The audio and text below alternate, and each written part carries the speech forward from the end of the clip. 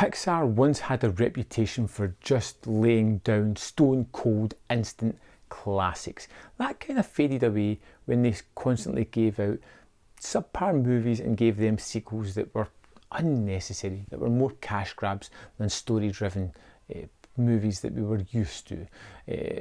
But there was also an outlier to that. We did get the fantastic Toy Story series, which for me got increasingly better with each additional movie to that franchise. You know, when we finished with part 3, you'd been put through the ringer. It was a terrific movie with some haunting characters, terrific story to it, and a great kind of wrap up to the characters of Woody and Buzz. It put a fantastic finale on this trilogy, something that was just downright perfect. And I was worried about a part 4. Could they up it? But there was no reason to worry. They'd done it several times before, you know, part 2, part 3. Were they going to do it again? And unfortunately not. It seems to me as if part 3 was a fantastically fitting tribute to these characters, to the storyline, to their tale. And now we've eked out a part 4, which takes things further from that great finale that we had in part 3. Woody, who was rescued, who had a new playmate, someone that was going to love him, take care of him, go on countless adventures, finds himself sidelined and thrown into a cupboard. When he stows away to nursery one day, he discovers his child's new creative friend, which is Forky, which has basically been made out of trash, and just wants to go back there.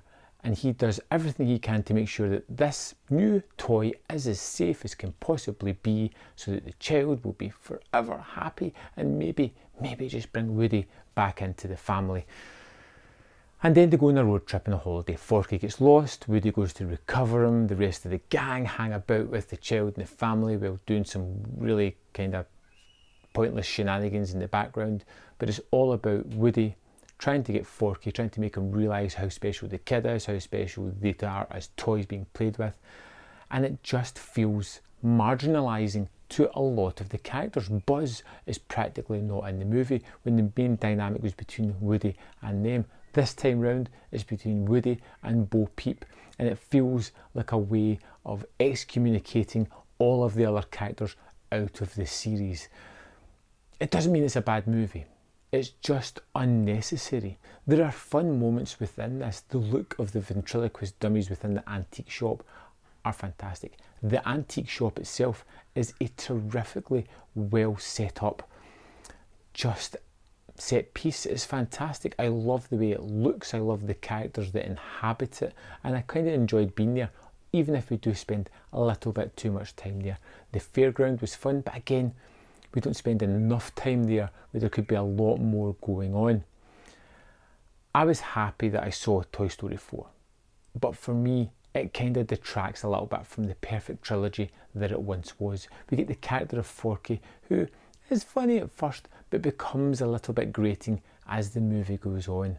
We get Gabby, who is an interesting villain, but kind of feels like a precursor to someone that may come like Lotso from part 3. It has some good ideas, but it never fully elaborates on them, and that's how it becomes short of a movie.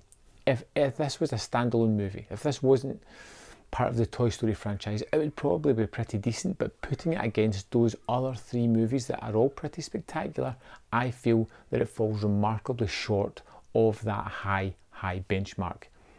But like I said, it's interesting enough, it's fun enough, it's quick, it doesn't outstay its welcome. It's just not needed within this franchise, and that's about the worst thing you can say about it. It feels like a sequel for the sake of a sequel, not because it has anything purposeful to say about the characters or their current situations.